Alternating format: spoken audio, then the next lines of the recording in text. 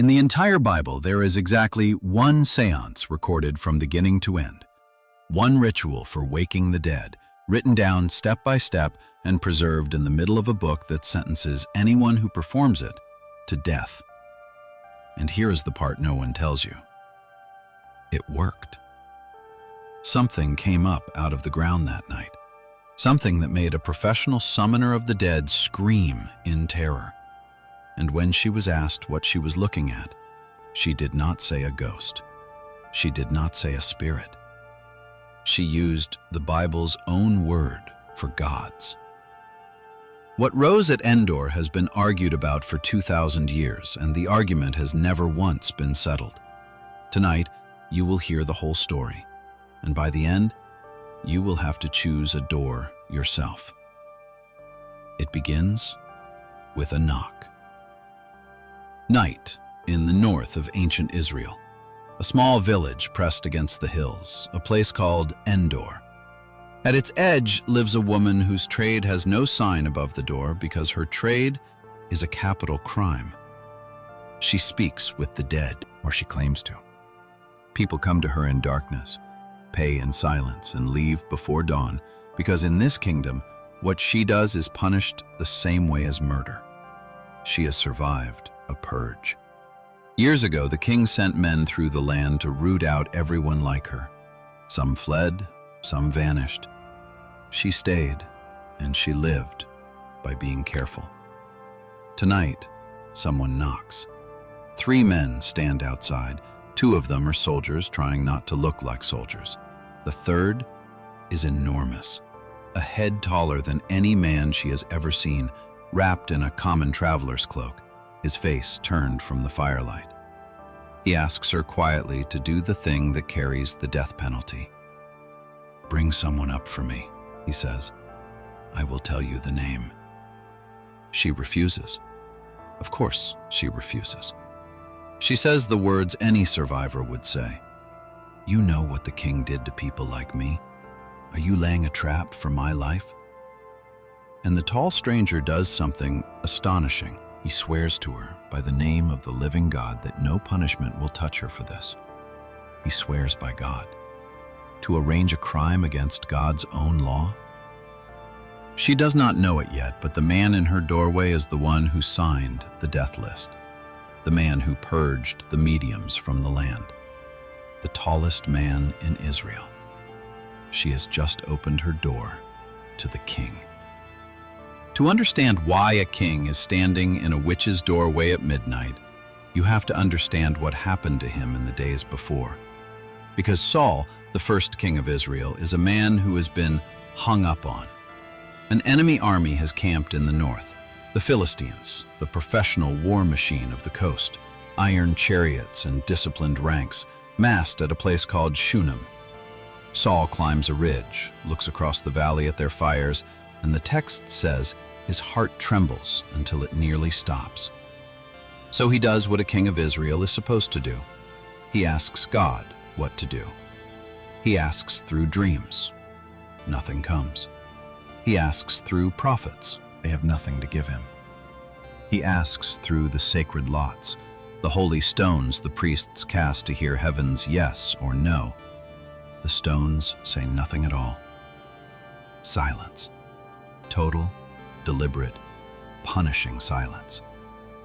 The prophet Samuel, the old man who anointed Saul, who scolded him, who was the one living wire between this king and his God, Samuel is dead, and heaven itself has closed the shutters. Saul shouts into the sky, and the sky does not even echo. Put yourself in that silence. An army on the horizon, your sons in your own ranks, and every phone line to heaven cut, one by one, on purpose. There is one channel left, exactly one, the forbidden one. Because the law of this land is brutally clear on the subject, and it is worth hearing in plain words. Anyone who summons the dead must die. Anyone who consults the dead has done something the text calls detestable, listed in the same breath as burning children in fire. This is not a minor rule. This is one of the sharpest red lines in the entire Bible, and Saul himself enforced it. He drove the mediums and the spirit callers out of the land under penalty of death, which means the only door still open to him is the one he personally nailed shut. Sit with that image for a second. The law of the kingdom knocking on the door of the crime. If that image is why you clicked, press the like button now. It takes 1 second, and it tells the machine that stories like this deserve to be found. That is all I will ask for now. Back to the door. The woman agrees. Maybe it is the oath. Maybe it is the strange gravity of the giant in her doorway. She prepares the ritual her ancestors carried out of the ancient East, and we will come back to what that ritual actually was because it is older and darker than you think. Then she asks the question every summoner asks. Whom shall I bring up for you? And the disguised king says the most dangerous name he could possibly say. Bring me up, Samuel. The prophet, the mouth of God, the man who spoke for heaven his whole life, dragged back through the floor of the world by a village witch. The room goes quiet, the fire burns low, and then the woman screams, not a gasp, not a flinch.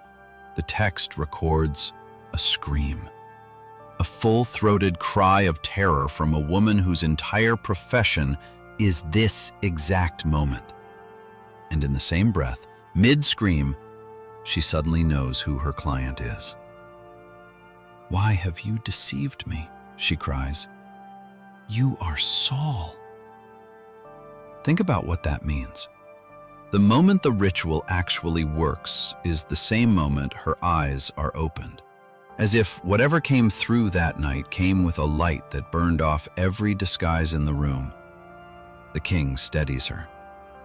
Do not be afraid, he says, a man drowning in fear telling someone else not to fear. Then he asks her the question the whole video hangs on. What do you see? And she answers with one word that scholars have been circling for centuries. In Hebrew, she says she sees Elohim rising out of the earth. Elohim. You need to know this word because it is the pin in the grenade. It is the Bible's standard word for God himself and for the beings of the spirit world in general. Gods, divine beings, residents of the other side. That is the word a terrified professional chooses when she looks into the dark of her own summoning pit.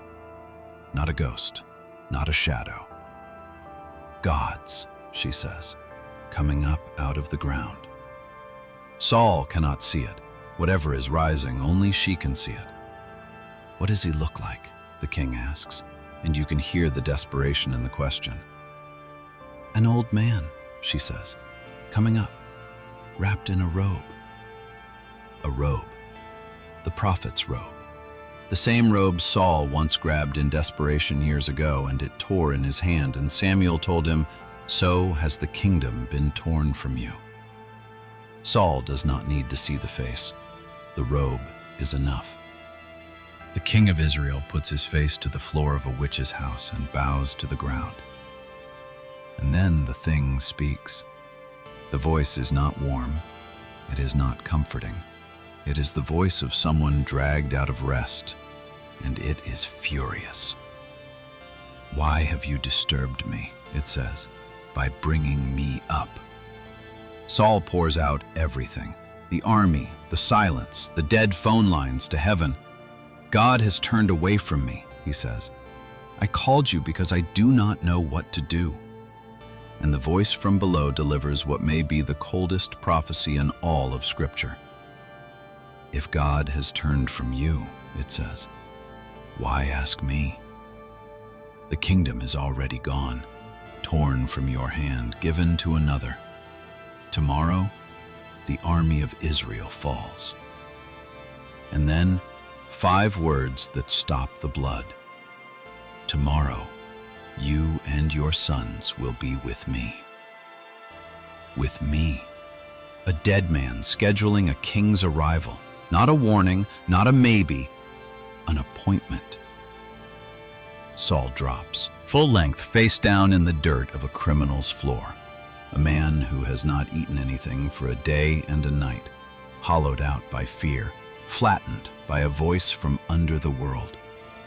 And now watch what happens next, because almost every telling of this story cuts it out, and it may be the most human scene in the whole dark book. The witch crosses the room to the fallen king. The woman he sentenced to death kneels beside the man who signed the order. "Eat something," she says. "You need strength for the road." He refuses. She insists, she and his soldiers together. Then she goes out, slaughters the fattened calf she owns, the most valuable animal in her possession, bakes bread with her own hands, and feeds the king of Israel his last supper on earth. The only mercy Saul receives on the final night of his life comes from the woman his own law condemned. Then the door opens, and the three men walk back into the dark. If you are still by this fire, hear this before we go deeper. This channel exists for the chapters that never get read aloud on a Sunday morning. The strange ones, the buried ones, the ones that keep scholars awake. If that is the kind of story you want rising out of your feed, subscribe now, because the next one is already waiting under the floor of this one. Now, back to Endor, because the strangest thing about that night is not what you have heard so far. Start with the woman's job title in the original language. The text calls her a mistress of the Ove. The Ove was, as best we can tell, the summoning pit, a hole opened in the earth as a doorway for the dead, and perhaps also the name of the spirit that answered through it. She was, in plain words, the keeper of a pit. And that was not an Israelite invention. It was the standard technology of death in the entire ancient Near East. Across the river valleys of Mesopotamia, in ritual texts we have dug out of the ruins, specialists opened pits in the ground, poured out offerings, and called up what those languages named the Atemu, the ghost, the hungry shade of the dead. Families fed their dead ancestors. Kings consulted them. And here is the detail that should make the hair on your neck stand up. In some of those texts, the honored dead are called by the same word those cultures used for gods. The dead addressed as gods in Babylon. And then a frightened woman in a hill village in Israel looks into her pit and says, "I see gods rising from the earth." She was not inventing a phrase. She was speaking the oldest vocabulary of death her world knew. Now cross the sea. On the far side of the ancient world, the Greeks told a story with the exact same skeleton. A king who cannot find his way home, Odysseus, sails to the edge of the world, digs a pit in the earth, performs a blood rite over it, and the dead rise toward it in crowds, gray and whispering. And out of the crowd comes one particular dead man, a prophet, Tiresias, who tells the living king his future. A pit, a ritual, a rising, a dead prophet prophesying. We walked those gray shorelines in an earlier night on this channel when we mapped where the dead go. Different sea, different gods, same story, beat for beat. Which forces the real question into the open. The Bible usually insists the grave is a one-way door. We have met the Rephaim on this channel, the ancient shades of whom Scripture flatly says, they will not rise. That is the rule. Samuel is the exception. The one time in the entire Bible that a summoning is recorded working. Not denounced as a trick, not interrupted by an angel, recorded in detail as working. So what came up? The ancient readers fought over this, and they left us 3 answers, 3 doors. I will open each one. I will close none of them because the text itself refuses to. Door 1. It was truly Samuel. This is the plainest reading. The text simply calls the figure Samuel and never winks at the audience. And an ancient Jewish book of wisdom written outside the Bible about 2 centuries before Christ states it as settled fact. Even after his death, it says, the prophet prophesied and told the king his end. In this reading, God allowed one dead man one last errand, not because a witch had power, but because heaven had one more sentence to deliver, and chose the most terrifying possible messenger. Door 2. It was not Samuel at all. Many early Christian writers could not accept Door 1, the idea that a village medium could hook a holy prophet and reel him up like a fish disturbed them to the core. Their answer? What rose that night was a deceiving spirit, something ancient and hostile, wearing a dead man's robe like a costume, mimicking his voice, because it knew exactly what a desperate king needed to see. And if that reading is true, then the thing in the pit told Saul the truth about his own death, which may be the darkest possibility in this entire story, that the truth that night came from below. Door 3. The woman was a fraud, a skilled performer of grief and smoke, and that night, for the first time in her life, something real answered. It would explain the scream better than anything else. Stage magicians do not scream at their own tricks. In this reading, she was the one person in that room who knew, with professional certainty, that nothing was supposed to rise. And something rose. 3 doors. The text locks none of them. It simply reports the night and walks away, leaving the reader alone with the pit. But the story is not finished, because the appointment still has to be kept. Dawn, on the slopes of Mount Gilboa, the Philistine war machine rolls up the ridge. The lines of Israel crack, then shatter. Men run and are cut down running. Saul's sons, 3 of them, including Jonathan, the best of them, fall on that hillside, one after another. The archers find the king. Wounded, surrounded, out of options for the last time, Saul sets the grip of his own sword against the ground and falls on the blade. Tomorrow, you and your sons will be with me. Spoken at midnight, kept before the next sunset, to the letter. And then Scripture does something remarkable.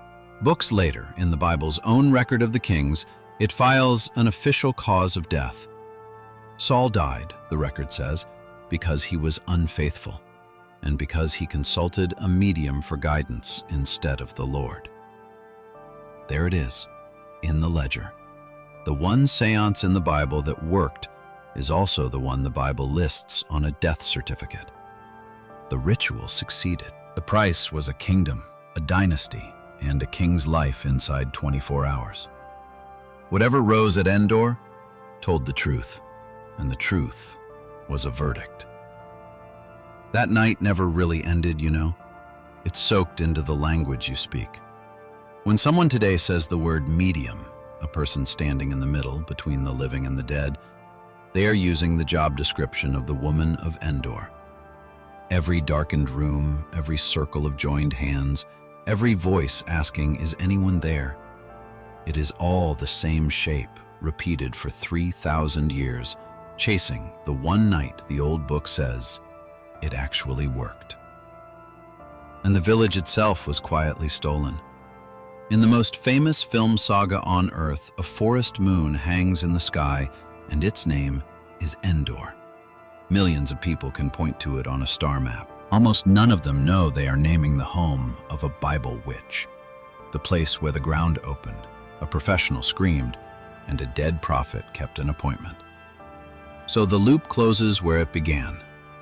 It worked. That much the text states plainly. But what worked? A prophet on one last errand? A liar from below wearing his robe? Or a fraud's pit answered by something real? That door the text leaves open. It always has. Choose carefully. One dead prophet rose that night, summoned, unwilling, and gone by dawn.